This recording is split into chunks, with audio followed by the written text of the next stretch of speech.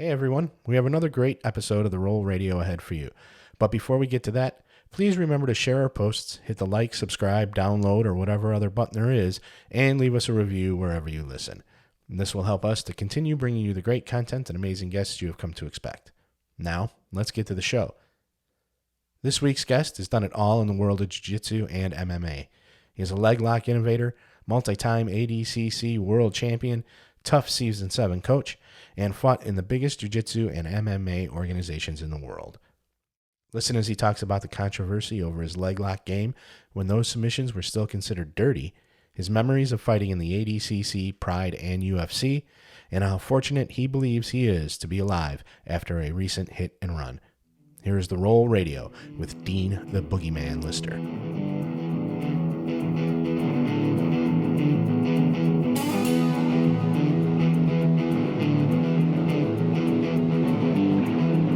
Welcome to Roll Radio.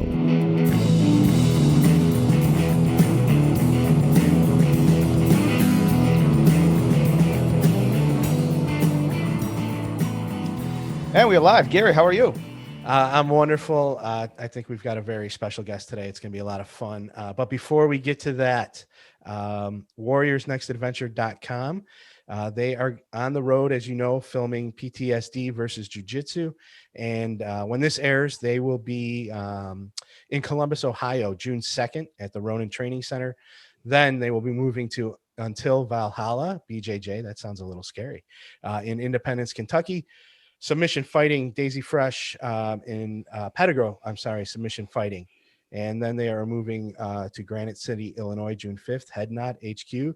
And then someplace I've never heard of, June 6th, called Roll Academy of Jiu-Jitsu in Orland Park. And that's the final date of the tour. So if you haven't checked them out, definitely go hit the mats with these guys. Nick is doing wonderful things with warriorsnextadventure.com, helping vets with PTSD through recreational training and jiu-jitsu. And he's filming a documentary along the way. Definitely check these guys out. And then let's not forget about Fuji, right? I just literally yesterday had the privilege to talk to the guys at Fuji.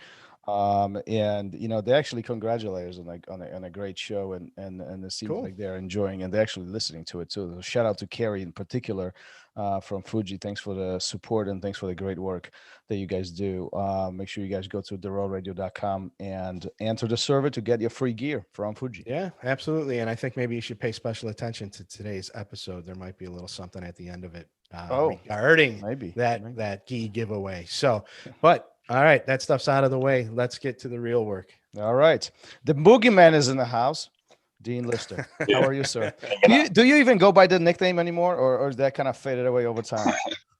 No, that's still people call me that all the time. It's like old school. It's like 20 years ago, you know, for some reason I got the name here. Yeah. How are things going? You traveling these days quite a bit? Now I am. Life is good?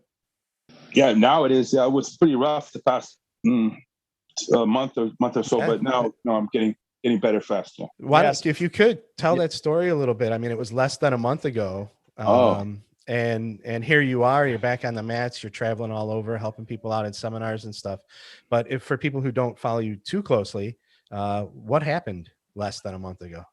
If you want to lose 20 or 30 pounds, get hit by a car, get a ruptured spleen. And, all right, I got my new diet plan. You start to make some life decisions, you know, I was walking late at 9 o'clock at night, going to a Brazilian restaurant, trying to get something to eat. On the way, I was walking with traffic. I should have been walking against traffic.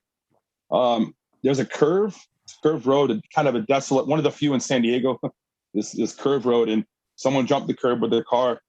And I heard, I can't really describe the sound, but I assume it was of course it was the tires hitting the curb or something.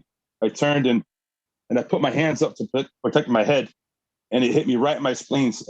So ironically, I should have kept my hands down, but you know, when you turn to protect your head, sure. It didn't hit me in the head. So it knocked me, I guess, in the air. I don't recall, but I landed on my back, and already I couldn't turn on my side. But I looked and I saw like the taillights. And I think it was an old El Camino, or maybe an old Trek. I don't know, but you know, so I ended up in the hospital for about a week, and ruptured spleen. they almost had to take it out, but they did a procedure to save it. So I have a spleen still, which is better than not having a spleen, I guess. Yeah, right? absolutely. Yeah. But I'm okay. And now I'm, I'm still thinking about it, but I'm already training light, and I'm trying to get in shape and be real healthy now. That's pretty fast recovery, if you ask me. Good for you. I mean, yeah, if they took my spleen out, it would be a lot worse, I think. So, I think that, the 25 years of training and taking impact has helped me. But yeah, I'm doing better than I would have assumed. Yeah. Isn't it kind of crazy that, we train on the mats, we literally choke each other, break our arms, and do all the crazy stuff, and then one gets, hit by a car? Like, what are the odds? I don't know. Like, one would think that the injuries would take place elsewhere. I don't know. Yeah. Well, it's a. I know a guy. He's a cop. Well, I haven't seen him for 20 years, but he was doing jiu-jitsu a long time ago. He stepped out of his car, and the car shifted like a foot out of gear and tore his ACL. Stepping out of his car, the car moved and just completely tore his ACL. So it's funny how, I don't know, it's funny how amazingly strong the human body is, but also how weak it is. I mean, seeing people can survive crazy things that you're just like, wow. There was a guy, 80 years ago, that was packing dynamite into a tree and with a pole, and the dynamite went off and it blew the pole through his mouth and through the back of his head. What? So yeah, and he lived. Okay, now he was different. It messed up his brain. It changed his personality because the brain was affected. But this guy lived to be kind of an old man, or not old. I don't know. He lived another 5, 10, 20 years, and then someone slips, hits their head on the ground, and dies. So it's just I'm very fortunate every minute to be here. So those little things, or that big thing that happened to me, makes you think. People do die from that stuff. The spleen, it ruptures. Yeah, so for sure. And that was very painful. And by the way, my diaphragm was impacted, so I couldn't breathe a full breath for about a week, and that's very painful. See, you take that for granted. I took it for granted. Imagine having a quarter or a third breath for 5 days. It's very frustrating. It sucks. So, but I'm good now. I'm a lot better. Well, that's awesome. Good for you. Great to hear that. Listen, the interesting part of your story is, and that's something that we really want to dig deeper into this today, but leg locks in general are very popular these days. In the last 5 years, it really kind of surfaced up, and the Death Squad and John Danaher has done an amazing job kind of surfacing this up, bringing a general awareness to the system of attacking the legs, right? But I think what's very intriguing about this is that you've been doing leg locks 20 years ago, this is really I want to pick your brain on this, because you've been really, really successful, from ADCC to all general competition, and just even from teaching and studying perspective 2 decades ago. And now, this is all kind of surfacing, in the general awareness is surrounding around it. I even remember way back in the day when I was a blue belt, I was watching your DVD that you recorded on leg locks. I still have it. It's like, one of those treasures that I have in my drawer. But what are your thoughts on all this? Is like, where did this whole leg lock thing started for you, and why do you think now is bubbling up and not 20 years ago? Well, okay, I'll explain why I think it. Pretty sure it's true. I mean, it's my opinion. First of all, have you ever had some kind of an idea, or there was a problem and you had an opinion, and most people thought you were wrong, but you were proven right, and it's like vindication. That's kind of what happened. It took a while for it to really become like mainstream, but it's like, if I see something that's like lacking in a game, and people, even though people are saying like, hey, don't do that, you're wasting your time, it's actually a losing tactic. But I'm like, listen, I believe in this. For some reason, I believe in this. I'm going down the right path. And let's say most people are saying, not everyone, like my friend Jocko never said negative. He's just all positive. But, when you find something that works for you, and then it works for other people, it's pretty cool feeling. The reason I think it started now more is because when I did it in Brazil, I won against a great fighter named Alejandro Ferreira, or his nickname is Cacareco. Any Brazilians watching this, forgive my bad Portuguese. Meu sotaque é horrível, mas ainda estou tentando fazer melhor. Estou tentando aprender. So, of course, actually, I speak Portuguese okay. But I was against this guy, And he had the best footlocks, maybe in Brazil at the time. That's what they were saying. He had the best guillotine in the world. But I had this move, and I didn't have a name for it, but it later became the 50-50. And I'm not the first person in history to do this, but no one taught it to me at the same time. So I get the guy in a straight footlock. He's not tapping, and I sit back. I cross my leg, and I pull his leg over, and you can see his eyes are just like, "What's this guy doing?" He's a really tough fighter, but I got him with this move. But later at night, I'm in my hotel, and I see some people I really respect saying in Portuguese that, this gringo, what's he doing? This is terrible. The sport's changing and whatever. And I was, people I look up to, but I wasn't that upset because I saw my trophy and my medal, and I wasn't that upset really. But later I found out about this position called the 50-50, and I look at it. That's how I won. So literally within 3 or 4 months from them saying, "What's this BS?" This gringo is gringo, by the way, means foreigner. It's not a really bad word, but what's this foreigner doing, changing our sport? And then 3 months later, it's a Brazilian position. So go figure. It's just I think over time people started like the Danaher Death Squad. I mean, they started doing things at a really high level. They use a lot of similar things that I do. Mm-hmm. The game's getting more and more advanced. I mean, I'm sure there's people that have taken off with the footlock idea and perhaps gone more advanced than me, which is great. So I think that it's just eventually the truth comes out. The truth comes out eventually. And if you have a sore weakness in a grappling style, which would be the legs, the other 50% of the human body, when someone starts to capitalize it, and especially I won Abu Dhabi several times, and I won across generations. So 2003, let's say I was ranked number 1 in the world. I'm not saying I was ranked. Some people would think someone else, whatever. I was ranked high in the world. And then I got injured, bicep surgery, and I was out. And then 8 years later, I came back and won 8 years later. And I guess me and Marcella were the only 2 to do that ever, because that's, it's completely new generation, completely new people, completely new game. Yeah. Plus the wear and tear on your body. I mean, that's 8 years later, right? I mean, so that's significant. A little bit older. So I just think it just eventually the truth comes out. It doesn't always come out soon. And some people give me too much credit, and some people don't give me any credit. Either one's, maybe an exaggeration. But I was saying this in Portuguese to someone that was giving me a lot of credit. I was like, well, I didn't invent them. I did come up with a few things on my own, a few principles. The idea of if someone has a good guard, because they have a good guard, I can grab their legs first. And when they hide their feet from me, I'll pass, But let's say like maybe an ambassador of leg locks, because it was never done to where people were winning Abu Dhabi with. No one's done that with leg locks. Matter of fact, up until most finals in Abu Dhabi were by a 1 point or an advantage. Rarely you get a submission, and I won in the finals with submissions with leg locks. So I think people started, to see that there's something behind this. It's not a luck thing. Something's going on. So despite how I look, I have a little bit of imagination, and I can try to.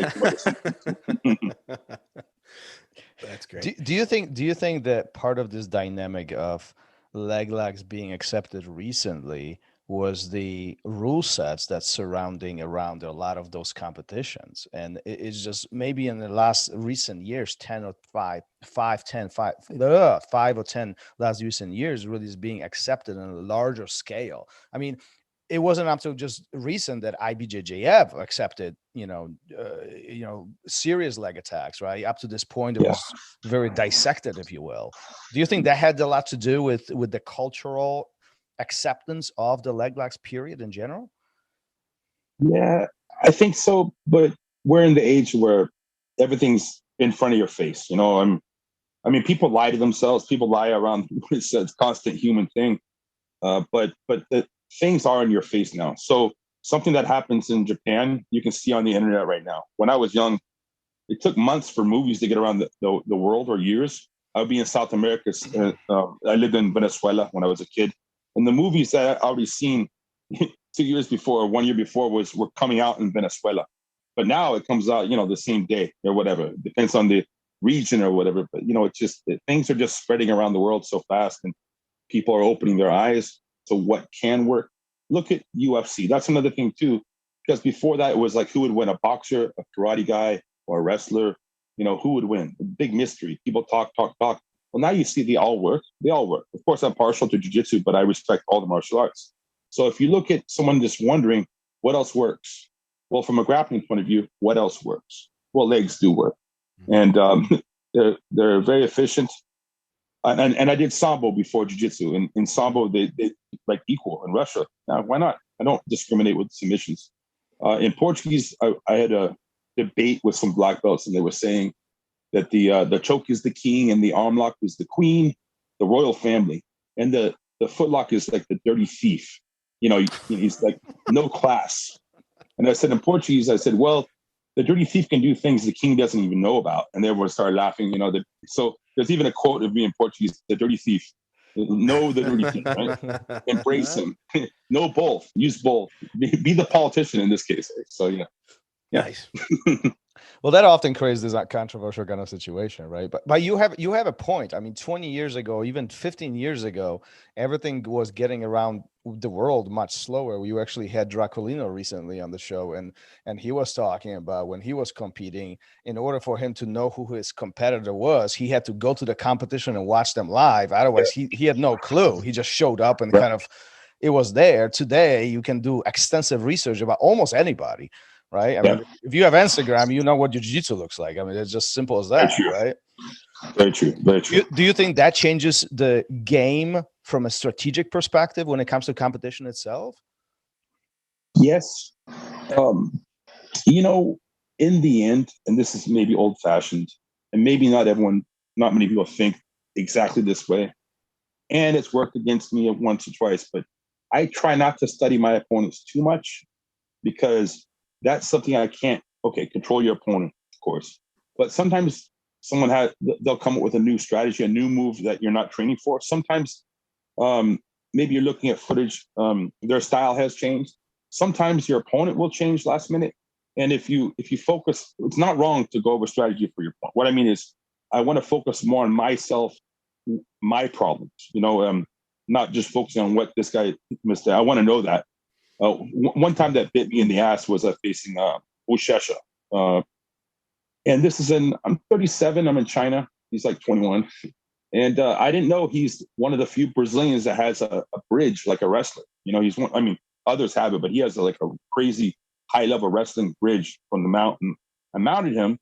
I was going to get points, and I'm 0-0 with Ushesha. It's not so bad for an old man, but he turned me over and got 2 points, because in Abu Dhabi, if you're on your back, it's 2 points. And so I lost because of that. And they're like, "Oh, you didn't know?" I'm like, "Yeah, I should have watched tape." So I just see a lot of people worrying. Okay, there's a better idea. Worrying about the opponent, what they're going to do, instead of focusing on what I'm going to do. So there's a balance, in my opinion. I forget who said it. Somebody here said it, that if they end up playing their opponent's game too, if they study too much and they forget about what their intentions are and what they're supposed to go out and do. Yeah, that's how I do agree with that. And there's no such thing as perfect strategy or philosophy, but for you can find something that works for you over time and try to emulate that every day if you can. Yeah. Speaking of Abu Dhabi, wasn't it one of the years where you were not supposed to compete in one of the divisions, and you got invited because of an injury, and then you end up winning the whole thing? That was 2003. So actually, that you're mentioning the most transformative over my life day, most transformative and positive and best day of my life. And for some reason, Eric Paulson, right? Mm-hmm. He was in the division, and so I was the fourth or the fifth alternate, which means 4 or 5 guys have to get injured or sick or say, "I don't want to do it," which almost never happens. So Abu Dhabi, the absolute fills up, because you can win money, and some people need money apparently. So actually, one guy, John Levenamo, he won his division. He goes, "I don't want to do it." And then another guy, Makako, he had cuts on his he had an MMA fight the night before, and then someone got injured, and then also Paulson's like, "Hey, listen, Dean, you want to do it?" He goes, "You have a golden aura. I can see it." I'm like, "What?" "Yeah, I'll do it." And I zoned out. So whatever else he said to me, I forget, but he gave me a spot, and he bet money with the Brazilians that I was going to win. And I guess he won money. So I was the 16th person though. I was the 16th person. The reason I say it's the most transformative day is because the day before, I mean, I was in the best shape of my life. 27 or something, which is a great prime age for fighting sports. And I don't know. I just I show up and I'm kind of tired. I don't know why. I was super, I ate super healthy. I trained super hard. My first match was against Ilya Latifi from Sweden. He's half Albanian. I got him in a guillotine, but I was very tired after the match. I'm like, I'm in the back. What's wrong with me? Next match was Jean Ribeiro. And it was an even match until, I don't know, 6 minutes in. It was like even. And then I made one mistake. I did a sit through and I looked the wrong way, which I know at age 14, I know this mistake. I made this mistake, and that's when the match he steamrolled 8-0 on. So I'm out, and I don't have a good chance of getting in the absolute. I asked, they go, well, you're the fifth alternate. So but I go back to my hotel, and everyone else goes out to drink and stuff, and I stay in, like, maybe I'll be in, and thank God I did that, Next day I woke up with no pressure, and I don't know why. It's one of those days I woke up like with a smile, just a nice, I don't know, I woke up some good dream. I don't know what I did, but I go downstairs and I'm having like pancakes, and it just, everything tasted good. I'm walking to the tournament, I could hear the birds chirping. I can smell people cooking breakfast. I don't know, I'm very aware for some reason. Matter of fact, I wore my Brazilian tighties, like a sungão, as they say in Portuguese. I wore that. I don't really like to compete in those. I'm a gringo. So I wore them just in case. And I go up there, they're like, hey, I'm in. Well, what? I'm in. So I take my pants off. I don't have time to change. I'm in my Brazilian tighties now. And so what happened was my first match with Nate Marquardt, second match, great Saulo Ribeiro. My third match was against Marcio Cruz Pedapano. And that guy was the Buchecha of that day. Yeah, he was. Buchecha of that day. He was a monster. And the thing is, I got the same move, same setup, same side to sit through. And in one day, because of that loss, literally because of that loss, I did not look the wrong way. I ran around him like twice. That's how big that guy is. I got to his back, and that's the only match I won by points.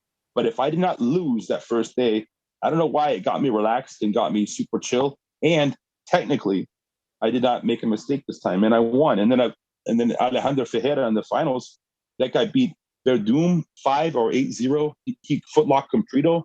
He choked, he choked Comprido with a guillotine, and he footlocked Janji. So I beat the guy who beat me the day before by submission. And by the way, it was my day. It was my day. I had my golden aura. So, count my lucky charms. That's incredible. Those names that you just dropped, and yours included with those, it's unbelievable. The guys you went through that day. Do you think that luck has something to do with it? Do you really believe that there is that day where you show up and it's like your day, and another day is just not your day? Or do you think this is the way how we carry ourselves? What are your thoughts on this? There's a mix, yes and no. Luck, there is blind luck that happens. You throw a punch, the guy blinks his eyes, you land the punch you wouldn't normally have. That does happen, but really, and I think Hinzel was saying this, the harder I train, the luckier I get. I like that. But really think about this. What did I do that night and that day that I woke up and I was, if you can find your good days or where you're getting your zone when you're training, sometimes you walk in the gym, you're like, you feel on right away. Sometimes you don't. It could be something happened to you. Maybe you're distracted. Maybe, who knows? Well, think about what you did, what you ate, who you hung out with, what movie you saw, whatever. And the more you can emulate or imitate those actions will help you to have more lucky days, because you're getting yourself in the zone. If you can help yourself get in the zone more, that's even better than, let's say, you got to train hard. Well, if you can get yourself in the zone and be in good shape, you'll win usually against a guy who's in excellent shape who's not in the zone. Actually, you'll win most of the time. So mental, that's where it's mental.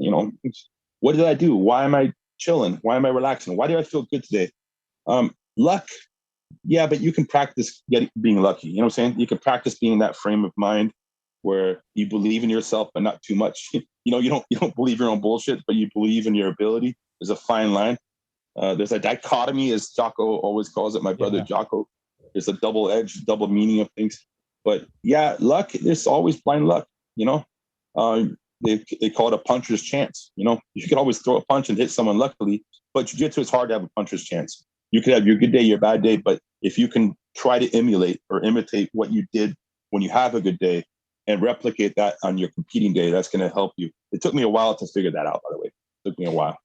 Do you think, what was your preparation like going into those matches, 2002, 2003, even 2011, when you coming back after, a long break, and you're still performing on the highest level with these hires? I mean, like Gary said, some of the names you're dropping, I mean, that's pioneers of what we all do. I mean, including yourself. I mean, it's how what's your preparation, to get ready for those days? Yeah, it's weird. Like I have a really strong weight lifting background, but it's when I was in high school. I was a maniac, so I have a lot of strength from those days I kept. But I don't lift much weights. I like to do wrestling drills. Primarily, I start in bad positions, which sounds strange because, if I have a workout and I'm always in a bad position, first of all, my defense gets really good, but I'm doing, let's say, twice the workout of the guy on top. I will get stronger than he will over a year. I will. That's one reason I got really strong on the ground, is because I was starting in bad positions. I start with someone having me in arm lock and I'm resisting. My arms get strong. I start in triangles. My neck gets strong. I'm also hard to hurt with, been hurt before, but I've never been knocked out. It's just impact and not abuse, but you just put yourself in bad situations. And you get to where your defense is really solid, to where you don't worry about it so much and you can attack all the time. It's a different point of view versus, let's say, offense is more important, because if you're attacking all the time, you won't have to defend. But that doesn't happen. You will be attacked. That's a constant thing. So defense is offense is the best defense. I prefer defense is the best offense, because my defense is solid. I can attack you all the time. I've gotten stronger because I've started in worse situations. I get more confident. I get more relaxed. And especially if you're a lower belt, focus on that first, right? So, yeah, that's, I don't know. Hopefully that makes sense. So yeah, no, it does. Plenty. So when you say you put yourself in the bad situations, you don't even mean like bottom of top control or bottom of a side mount. You're referring to actually inside a submission, like a triangle or a shoulder lock or arm lock. As I got older, yes, because I had more experience. But I'm saying, let's say general, for watching this, who's like, okay, I want to work on my defense. Yes, focus on your mount, but focus more on you being mounted. You know what I'm saying? Mm-hmm. So over time, you get in better shape, you get stronger. It's you'll feel the pain because your ribs are going to be more sore, and most people are they'll be very glad to oblige you. Like, oh, it's be an easier day for me, is what they're thinking, maybe subconsciously. So you're actually being greedy. Jocko is one of the few that he knows that, and he'll feel like not guilty. He'll be like, listen, I need to work on bottom too. Average person would love to stay on top. It's an easier day, but I'm actually being selfish by having the harder workout. Well, and it's what's interesting, because I remember way back in the day, like that's essentially what we used to do 20 years ago. It's get on the bottom and get smashed, and I think that's why this general consensus of jiu-jitsu is being uncomfortable, or being comfortable in these uncomfortable positions, because that drilling of continuously getting smashed was pretty standard, pretty daily. Go ahead. Well, I like this point of view. Getting smashed on the bottom, yeah, that's going to happen. I prefer the idea. I want to earn the top position. That's more positive. See, I want to earn it. Yeah, no, that's night and day. It's the same thing. You're going to get the same pressure, but it's night and day difference versus I'm getting smashed versus I want to earn top position. For sure. I want to escape. Like, matter of fact, when I've been in submissions and I've been like, wouldn't it be cool if I got out? Because I had Pitapano had me in a submission for 5 minutes, the head and arm, and he couldn't get me. His arms got tired. Yeah, but it would be cool if I could escape. It's not like I'm in trouble. It would be cool if I could escape. And I thought that literally, it would be pretty cool. People are cheering, and the crowd was drowning out, like it's getting silent because he's squeezing me so hard. Wouldn't it be cool? And I did eventually. So the way you state things to yourself is pretty important. I want to earn the top position. I prefer. And you referred to something that was really important, especially for the individuals who are just starting grappling or jiu-jitsu in general, is that mindset, right? Because of the physical contact, because of these compromised positions, really staying in this, realistic but positive outlook is really important, because we will get, we will be on the bottom. Like everybody finds themselves there, and everybody finds themselves in positions, right? Is it possible to avoid those positions? I guess my question, I don't know. Please state that again. I was listening, but I want to hear that again one more time. What Do do you mean? think it's possible to avoid submissions in general, like altogether, or everybody gets caught? Yeah. Every boxer gets put on their butt sometime at some point. It was a rhetorical question, but yeah, I'm just yeah. It's impossible, right? Yeah, It's going to happen, and that's why it's a lot of people that they really can't accept that, and it's just not the sport for them. Now you get stronger because you can't lie about that. That person got me. Okay, they're stronger than me. Oh, they got lucky. Okay, I closed my eyes. Oh, I looked the wrong. Whatever excuse you have, that happened. Okay, how can I change the future?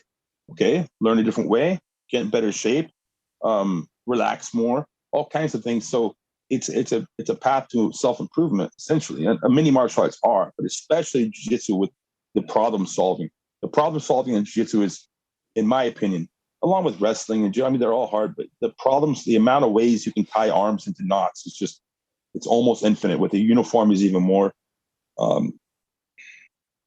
You just got to be ready for that change, and you have to confront it. So yeah, it's hard to avoid. I like to earn my way out of submission. yeah, I like that. I really do. That's a great way to look at things.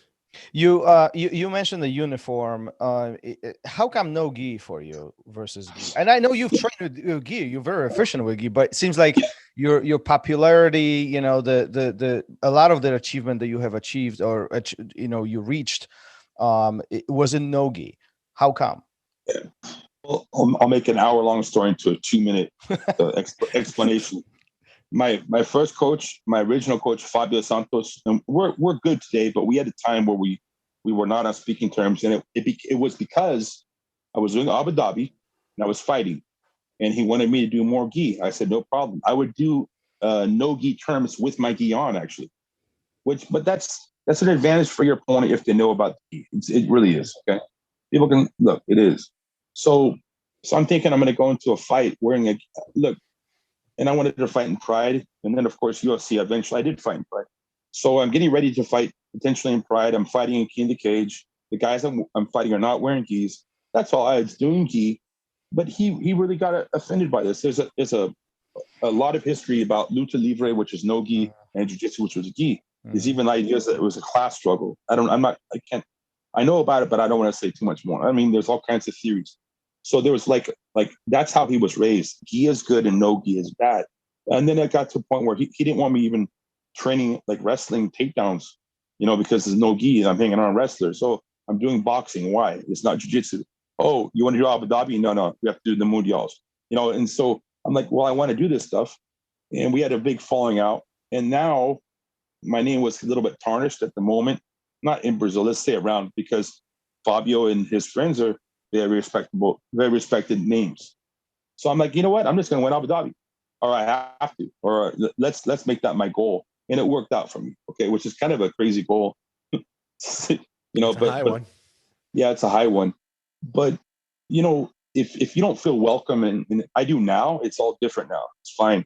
But if you don't feel welcome in an environment, I love the gi. I had a whole ritual about, I had at the time I had 3 gis, and I had, different nights I'd wear this one and this pants with the, whole washing them is a big thing in your life. If you do gi, well, hopefully you should wash it. You should wash your gis. You just dipped into a sensitive topic. Yeah, I know. This is back in the days. I used to every third second. Hey, listen, we had some people on the show here who were saying way back in the Brazil when there's 110 degrees outside, they just hang them and hang it up, dry it, and somebody else would wear it later. You'd hang them for like the 2 or 3 workouts and you walk. That's how they used to do it. Or if they were clean, but the dirty ones would wait like 2 weeks. You could smell those. Yeah. I don't know. It's back in those days too. If you had blood on your gi, which is it fades to like brown. I mean, you could tell that person's been in, like, he's tough. Some people put fake blood on, but now you can't, yeah, Was that the indicator? Wait a minute. Somebody put blood on the gi to make themselves look tougher? No. What I'm saying is, okay, when I play football, do you know what a stick mark is on your helmet? If you hit helmet to helmet, you have these blue marks or whatever. It depends on what color your helmet. So you can look at like the other team and be like, oh, that guy hits hard. And usually you're right. But some people get their helmet, they go to a wall and they get fake ones, So it reminds me.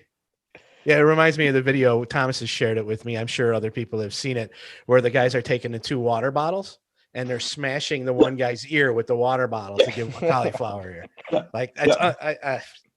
I don't believe it. Yeah. Unbelievable. The rumor is that some people would get fake, because back then, you get blood in your gi, and well, now it's dirty, but back then you'd wash it and it was a stain from your nose or your ear or your eye, or there'd be freak cuts, and over a year you'd have certain blood stains on your gi. Well, that was kind of like a badge of honor back in the day. So that guy's tough, but some people, the rumor is that some people would get, like, they'd make those stains somehow. Maybe it wasn't their own blood. So that's the rumor. Now you can't compete with a dirty gi. So the hard days, it's hard today, but I'm saying now it's a little bit cleaner. It's nice. It's good today. It's nice. Yeah, That's good. good. That's good. Nice. Yeah, clean gis are good. So I'm still interested to figure it out. What drew you to the no gi? You mentioned that there were some things that happened, that made you select it, but what originally drew you to the no uniform fighting? Was that, kind of originating from a sambo, grappling, or just wrestling? Well, I always thought gi was cool, even for self-defense. You might have a jacket on, but I was I wanted to be in the UFC, or actually Pride at the time. And the thing is, most of my opponents are not wearing a gi. Mm-hmm. That's the thing. And most of my opponents are not wearing boxing gloves. They're wearing small gloves. And also, that was right when time when people were even fighting bare knuckle right before me. I mean, that was even like optional. Some things you could actually be bare knuckle. Back, I'm talking in the late 90s. So like, why would I'm not wasting my time, but for the event, let's say, I don't know, what's a good example? Let's say, okay, I want to do I want to run a marathon. Oh, okay. But I don't run marathons for training. I just run sprints. Now, I know sprinting can help for long distance, but I'm saying I need to run long distance too. I need to focus on the okay, better yet, instead of running for a marathon, I'm going to swim. Fine, but I should run primarily if I'm going to be running. So if I'm fighting guys mostly with no gi, why should I be spending most of my time with the gi? I don't mind training with gi, but I'm saying at the time that was all. And also when I learned boxing, how to throw a punch and kick, that was really important to me. And that was why I was focused on, because back in the day, it was like you either had to basically be Brazilian, with a name as a coach, or you had to fight MMA, because you can't really make money grappling, really. Make $1,000, $500 every 3 months. You can't live on that. So that's, I fought in Pride. I was top 3, 4, 5 in the UFC, and Pride I was in maybe the hardest tournament ever in my division. It had Vanderlei, had Rampage, Jackson had Alistair Overeem. It was crazy. Had Arona, had Shogun, had Ninja. It was just Wolf Chunchin. It was just crazy, and I was in that tournament, top 16 in the world at the time. So that's how I was looking to make money. And then, of course, I opened a gym, and then it was the political reasons. Like, okay, people are trying to block me from going to compete in certain events with gi, so I'm just going to do no gi. And also, leg locks was something I was very open to with sambo. So why not? Why not? And why would you ignore that part of the body? Why would you? Just because someone else tells me? Are they right? Well, why do they think that? Is there a big sin? Is there an actual moral problem going for a leg, or is that just something you tell yourself? Am I cheating? Well, if it's legal, it's not cheating. I'm being open-minded. It's like telling a kickboxer kicking is dirty. Well, to a boxer it is. Yeah, to a boxer, yeah. But kicking works. You can technically kick and become a maniac with kicks. In the sport of boxing, it's illegal. In the sport of kickboxing, it's legal. And to become an overall complete kickboxer, you want out to kick, knee, elbow, and punch. That's how I looked at legs, something that people were neglecting. Yeah, so you essentially talk about rules of engagement, right? If you enter a scenario of grappling where leg locks are allowed, why would you ignore them, right? Yeah. However, if you enter a scenario of grappling where leg locks are not allowed, which that wasn't, not that far ago, they were not allowed, and you're not attacking them. So it kind of all comes with the philosophy of what the rules of engagement are for that particular situation, right? Absolutely, yeah, absolutely. Yeah, so Absolutely. I know you recently visited, or yesterday you visited 10 Planets in LA, and the moment that I found out and I was talking to Arman, Are you going to ask this question? Yeah, that I Armin will, wanted us because to he, ask? he All right. told me he told me to ask. And so I was talking to Arman. You guys hung out yesterday, and Arman goes, man, you got to ask Dean about this thing about Ashigarami and why he puts his foot on the other underneath the other leg. There's a funny story from Brazil, and I have no idea what he's talking about, but I guess you do. So I'm just gonna throw you under the bus here. It's okay. Well, I tell this story at every seminar. It's of course happened to me. My friend, I mean my friend, but he's also a bastard. He's my friend though. Okay? Fernando Margarita Pontes, and he was a Mundial absolute champion in 2002, I believe. He's a maniac. I mean, he's up there with Roger Gracie. He's one of the best. He was my training partner in San Diego, so it's good to have good training partners. He won men's absolute with gi, and the next year I won men's absolute no gi, Abu Dhabi. So that's good. We're doing something right, apparently. Yeah. Before we won our titles or whatever, we were training, and I had my leg marks were already good at purple belt. You know, I was submitting everyone with them. I would go to tournaments and have 8 matches and get 7 footlocks. Like that would happen a lot actually. So I was doing well already without these principles I have now. Without them, it's still working. And I was having a good summer, and I was footlocking Margarita, like, I don't know, 3 times, twice. He would get me too sometimes, but let's say I'm having a better summer than him. And he didn't like this. So, you know, I don't blame him because he's a champion. He went back to Brazil and he learned a trick he came back and he had this evil look in his eyes. And I know him. He's kind of psycho. He's a little bit crazy. He's my friend, but he's crazy. And he had this look. I went for a footlock and he stuck his toes right in your balls. He kicks you. There's a way you can stick your toes in there and kick you, and it really sucks. You will let go of the footlock. Okay, so I go footlock him. It kicks me right there. I'm like, I'm hurting. Does it 2 more times, and I'm really angry. And I go to I was going to put my gloves on. I was going to punch him, and my gloves. And my coach was like, Dean, what happened? I'm emotional. I'm like 23 or something. I'm like, I'm humiliated. I'm really upset about this. And my coach was like, Dean, calm down. And hey, Margarita, apologize. And he's like, I'm sorry. He's just laughing at me. He's not really sorry. So now the way he can kick me in the middle of my body, my balls, whatever, is because how my legs were. And it took me so now that whole summer, he's like, hey, Dean, come footlock me. And I know what he's going to do. I know it's an escape that works 100% of the time. Okay. And now, okay. So he goes back, he leaves. And over 3 or 4 months, I figure out how to stop it. It's where my foot goes to the other thigh. And you can't reach the middle of your crotch. You can't. But it's very hard to now. So I figured that it took me a while to figure this out. And he comes back again. And I go, hey, let's train. And we're training and he tries it. But now my foot was in the new position called the door stopper. And he could not do this. I mean, so then I'm getting him back in footlocks. And it just so happens to make it harder for my opponent to roll left and right. Yeah. It makes it harder for them to mount me. It's hard. They can't kick me in the face. There's all kinds of benefits that help me in fighting as well. So it's something I figured out. I had to, use the hamster wheel, and I got away with it. So that's the story, is that he's a world champion. He's my friend. And he found a way to my footlock. It's illegal, but someone can say, sorry, it was an accident, get warning. Mm-hmm. So that's why it's people teach it. It's scandalous. That's dirty. Footlocks aren't dirty. That is dirty. Putting your foot there and kicking, it's messed up.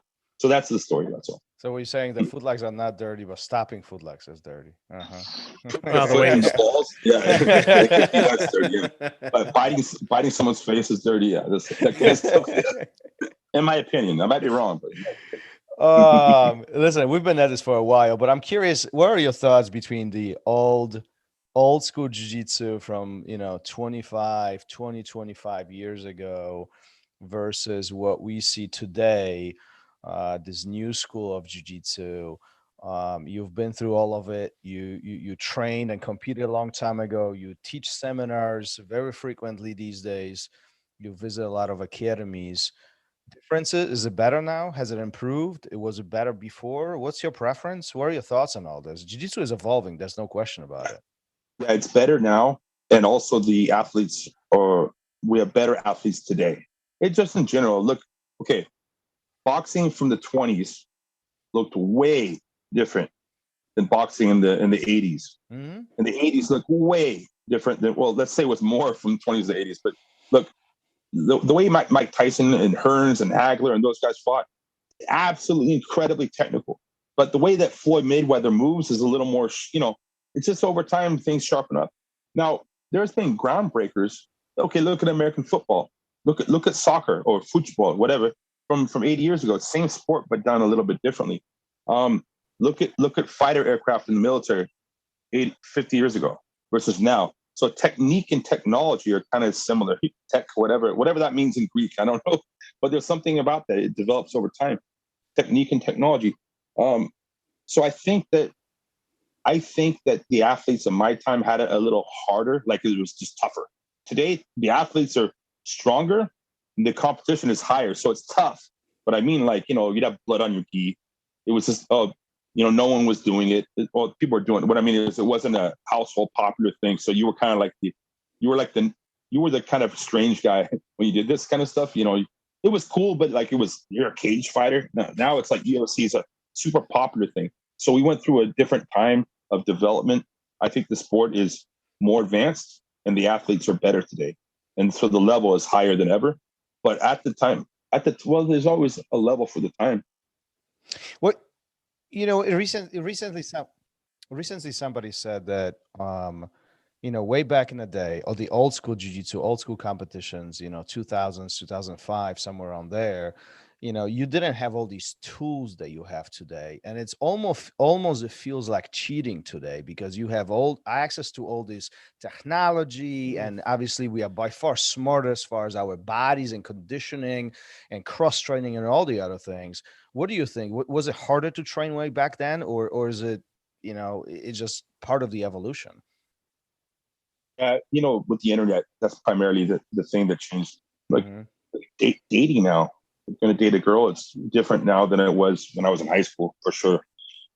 Everything's different today. We're having this Zoom call right now. I mean, couldn't do that before. I'd have to drive for somewhere and meet you. But it's a level playing field. It's not like some people have this advantage and some people don't. Yeah. Everybody's got it. It's open to everybody, right? So I don't think it's cheating in any way. It's just it is what it is. What's harder, being in the Civil War with muskets or being in Iraq right now? Which one's harder? Well, it's level because both. See, the enemy has the advantage. They're on the same playing field, but then again, they didn't have the same medical advances back then. But now it's more lethal. You know what I'm saying? Like things. I mean, damn, they didn't have airplanes back then. They didn't have aircraft carriers. They didn't have submarines. But now they do. But now we have counters for those things. As far as in the military. So I think that it's just the sport is developing over time. Technology and technique are very similar in some regards. So I think that the athletes are definitely better. They're better fed. I mean, they cut weight better. They've learned from mistakes of people from my generation. I'm very fortunate to have had two upswings in my career. I was top ranked in 2003 and again in 2011. But now the athletes are stronger. And the athletes in 10 years, they could be, unless the world just goes crap more than it is right now. I mean, the athletes will be better in 10 years. There's an idea that eventually the human body has the ability to sprint at 40 miles per hour. That's the structural limit of our bones, of our muscle. Of course, maybe in 30, 40, 50 years, not right now. I think Usain Bolt can run 27 miles per hour. So that's fast, but that's not 40. So imagine as fast as Usain Bolt is. I think I could beat Usain Bolt if you started me on the 50-yard line. It'll be close though. Or he might have a trail of smoke right. The grass is on fire. I don't know, like a cartoon running past you. The road runner, exactly. Hey man, but I'm saying forget that analogy. I'll probably lose. Smoke me. But look at anyone athlete from the past, as good as they are versus today. There's a lot of advantages, but there's also new hardships. I mean, today the youngsters, you have to deal with all this extra peer pressure of it's different. There's ups and downs. I don't know. I mean, I think it was more crude, but then it was also more magical because it was unknown. Pride was, I can't even describe how pride, when I walked out in front of 100,000 people watching me, it's different than TV. I've been in millions of people have seen me fight, but let's say on TV, that's TV. I'm talking in a stadium in Japan. It's just the energy. I can't describe. It's electric. It's something that I can't really describe it unless you have lived it. It's just absolutely insane. And that's like a cartoon, like a dream. UFC was super high level. And I had a great time in UFC, but it wasn't as dreamy like a fantasy. It was just a little more clinical. So I'm glad you know. brought this up because I actually wanted to ask you. You are one of those handful that had the privilege to experience Pride before it was no more. And for me, Pride was something to watch. It was a place where these fighters were competing in not only in the highest level, but also rules were adjusted so it was more entertaining. It was more raw, if you will. But at the same time, from the spectator perspective, those places were huge. I mean, hundreds. Yeah. I mean, these arenas were humongous. What did it feel like the first time when you got to Pride? You're about to go in there. What's going through your mind? Like, walk us through some of this. How old are you both, by the way? Can I ask? Say again? How old are both of you? I just turned 50. 42. Okay, I'm 45. Yeah. Do you remember when you were young and things were more magical? Like, like you could going to that country, it's kind of like not scary, but like it's new. Going to that other neighborhood, going here, new experiences was more magical. Well, it was like that times 10 for me. And now I'm older. It's like I know more about the world. It's not as magical, but I'm glad I know things because it's helpful to know more than you don't know. But that was a time in my life where it was just everything was new. I mean, I that feeling when you're younger, but it was combined with this. I mean, all the legends around me, just the aura that people had around them, just being in people's, area, it rubs off on you in a positive way. So, and then of course you learn about human nature. You get some bad people around you. You get people that are, when you get, let's say, more known, you get all kinds of people that, you wish you probably shouldn't have around you. But overall, it was like the transformative time in my life. I don't know. I was in better shape. I was better looking. Did you feel like you belonged, or were you like, what the hell am I doing here? Like, well, both. You know what I mean? Because there's some nostalgia, like both. I mean, I know I was a world champion, but guys, like before I fought in Pride, I was watching Krokop. I was watching Fedor. Mm-hmm. Fedor is super cool. I was training in Croatia with Krokop. I speak a little Croatian. It's bad, but I was living there, and so just all these new places, it just really expands. Maybe that's my problem. I've been around the world and seen so many things that what else is next? That was, how it is to get soccer kicked in the head. It's not really fun, but I'm glad that I understand how that feels now. So, you can keep that one. Yeah. That's not. I don't want to share that with too many people. It's very hard to describe because it's like a dream. It's like it's just something. It's like it's almost like it's very clear in my head, but it's like hazy, like a cloud too. Like I could be in those moments still to this day. It's incredible. Do you wish the Pride was still here right now, in addition to UFC? Yeah, of course. Because it was a different game. I mean, we talking about black and white, right? I mean, just from even the rule says the way how it was presented, the amount of people, the names were there, even culture-wise, was very, very different to what UFC was. Yeah, absolutely. In Brazil, I mean, I have so many Brazilian friends, but even they'll admit the Brazilian crowds. Look at when the Brazilian soccer team or football team lost to Germany. I mean, they were basically in Brazil, they'll throw things at you if they don't like. They'll throw water balls at you. They'll throw shoes. They'll throw things at you. USA, they'll talk smack. They'll boo you. Brazil, they'll boo you too, but they'll throw things at you. Japan, they won't boo you, even if they don't like you. And I guess if you did something really disrespectful, like when Heath Herring knocked that guy out, people were very angry at him in Japan. By the way, the guy did kiss him unconsensually, so maybe the guy deserved it. but I'm saying that you have to do something. They're very respectful.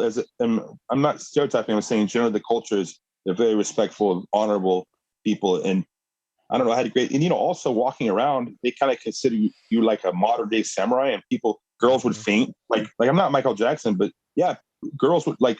One time, I won my fight against Shoji Akira with the triangle choke. He went to sleep. It was a good victory. He's a good fighter. And it was in one of those arenas that has 70,000 people. And there's the security is these small Japanese guys are like, no, but they couldn't really stop me. I went to the crowd to like shake hands, and the barrier started bending like this. Like I'm talking, it's a stadium. The railing started bending like people started rushing and not crushing. No one got hurt, but the rail started. Okay, so I can reach up, they can reach down. I can touch their hands. Well, the rail, I mean, it's metal rail started bending. Like, no, and they pulled me away. And then the rail went like this and it went back. So people started, I mean, what if that fell and like 40 people? I mean, people rushed down. I've had girls faint. Not even the best looking guy. There's guys much better looking than me that I'm sure they've had more, but it was just it was a crazy experience to be around that, It was a crazy experience. That's really cool. Well, Gary hopes that our dreams about girls fainting for him. Yeah, that never happens. Yeah, but they faint for completely different reasons. Only in Japan. I've had both experiences. Both.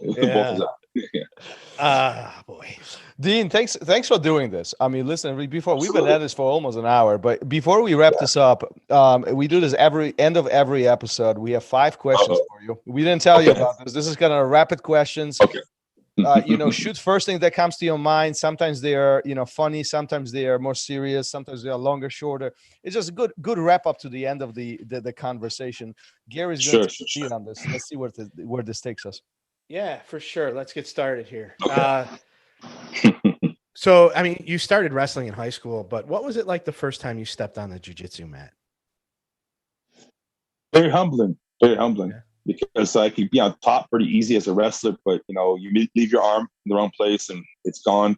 Well, I still have it, but at the moment it's gone. That's one thing too. Wrestling in grappling sense, is one of the best backgrounds to have. But let's say there's 100 good habits about how to fall and your opponent's there and mat awareness, but there's 5 or 6 or 7 bad mistakes that you need to change. If you can't change them, then it can become a detriment. People can fight you like a wrestler. You want to be someone who wrestled, and like Ricardo Arona, one of my rivals. I mean, he wrestles like almost like an Olympic wrestler. But he's genetically gifted. He trains very hard. So that's a good thing to know, wrestling. But you don't want to dwell upon these certain habits that would be a problem in grappling. So I got rid of those pretty fast, actually. Nice. What has been your most rewarding achievement? On or off the mat? It's both my Abu Dhabis, both of them. Also, just right now, after this accident, I've taken a step up in consciousness, for sure. It's no one else knows until it happens to you, but I'm actually doing everything exactly how I should have been doing 20 years ago. But it took me that much time to figure things out, and I found it. So this right now, but over my life, it was my 2 victories in Abu Dhabi. One was when no one really knew. Well, they knew who I was, but it was, no way I could win. And the other one was 2011 when people thought there's no way because he's past his prime, he's hurt. He talks funny he's had concussions, his arms hurt. And then I won, and that was probably, I don't know, those 2 days. Just that, all the years of training, and it worked out. So those 2 days for sure. Like proving that you belonged, and then proving that they're not what you said you were. I think that's pretty amazing. Yeah, the old guys are. Yeah. Have you ever wanted to quit? Quit? No. Well, sometimes you get. I would describe it as you get sick of it, like in one night. But I wake up the next morning, I want to train. So, it could be that way with a girlfriend. Like but you're like, hey, if you love the girl, you get past certain rocky moments. It's you can have a friend, you can have a real good bro that you get really upset at, but he's your bro. Now I've had jobs I've quit because I really didn't want to be a part of these environments or something. But jiu-jitsu is my true love of my life, and if I've gotten frustrated with it, it's been overnight. Let's see, overnight. I've never had in 2 weeks later I feel better. Literally overnight. So nice. So I'd say I've gotten frustrated with it, but I love it, so I'm back. Do you envision yourself, 60, 70, 80 years old and still on the mat? If I live that long, absolutely. Yes. Oh, fair. I mean, that's fair. Yeah. I will be, unless I don't make it that long. I've seen, my dad was a Mustang in the Marine Corps, so that's an enlisted person who becomes an officer, a very respectable thing. He retired as a lieutenant colonel. Because of that, I grew up, my dad had friends who were admirals and colonels and stuff like that.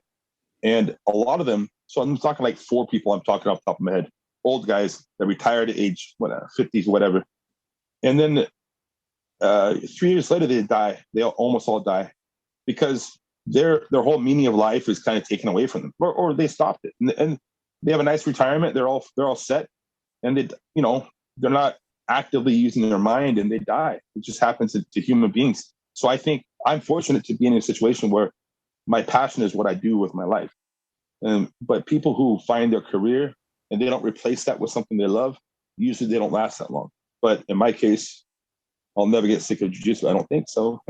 So I'll be doing that forever, until I can't. Awesome. You touched a little bit earlier about when you when you left one master to another. So I know there's a long history here, but describe your feelings when you received your black belt. It was great. I won Abu Dhabi as a brown belt, and so actually I was very proud because there's political reasons why I wasn't a black belt. That's just true. That's just the truth. I won Abu Dhabi. I beat some, guys I look up to even today, rivals, but also I like them all. And so I felt like it was being used as a political reason. So it was really cool to get black belt, but it was really awesome. And my friend gave it to me. He's a definite reputable black belt. It was not my professor. That caused some political problems in itself. But really, after being a brown belt for a couple of years, and I know there's political reasons why I was not a black belt. Absolutely. I'm the men's absolute world champion. I'm a brown, fine. A brown belt is a junior black belt. It's fine. But I just started seeing that some people use belts as political tools. And so that's the only thing that didn't ruin it for me, because I can still think of myself as a white belt if I want. And that's a good way to go in life, is to try to, not life, let's say in jiu-jitsu, to keep learning, be open-minded. I can still learn from a blue belt sometimes, every once in a while. Maybe they can learn more from me because I've been around longer, I'm older. But I'm all about belts, but they don't have the same significance to me. Matter of fact, do you think they're important? They're a sign of seniority and respect. Yes, they are important. But if you are trying to achieve that rank just to have the belts, it's funny. A lot of guys, Jocko, my bro, he's a career Navy SEAL. If you go to I want to get that shiny the trident, which is their symbol. If that's what you're going for, to get the symbol, you don't actually want to be in the mud with in the freezing water. You'll quit. So if you're looking for a belt, that's why some people quit at blue belt. Just quit. I got my blue belt, because they got their first rung on the ladder. Like, maybe I won't get higher, and they quit. It's just a thing. It's weird because I never, when I was blue or purple, I never would have envisioned this, but it's not that important. In wrestling, there's no belts, it's a respect thing. It's a seniority thing. It's awesome. And there's sometimes someone has a higher belt that's not as good as you. And you got to respect maybe they've been around longer. Maybe who knows why they have the belt. Some people from different schools have different criteria. Maybe they get it easier, but I can't think about that kind of stuff. Once again, that's focusing on someone else. And I got to focus on myself, what I need to overcome to become better. So the belt's a cool seniority and it's a good ranking. Absolutely. But when it's used in political ways, that kind of changed my mind about it. So hope that makes sense, because belts are awesome. Absolutely. I'm very proud to be a black belt. But there's it's used as political reasons. That's why I don't look just at belts. But by the way, it's a funny thing in Brazil. I have one of my black belts that has no stripes at all, just not even a red band or whatever on it. And in Brazil, some black belts, older guys, they'll wear that one because you don't need the red band. You don't need that. You can have a black belt. It just the thing is, if you have 8 stripes on your black belt, obviously you're not young, right? So some guys they'll try to it's reverse. They don't want girls to know how old they are. so they can take 10 years off. Hey, I'm 42. They can make a line out. Yeah, so that's a joke. Yeah, so it's the opposite. You don't think I want to brag. I'm a brown belt, but I'm a purple, right? You want to get the brown belt, but it hit that status. But some guys are I want to look younger. It's kind of funny how things change over life. That's funny. I didn't know that. That's funny.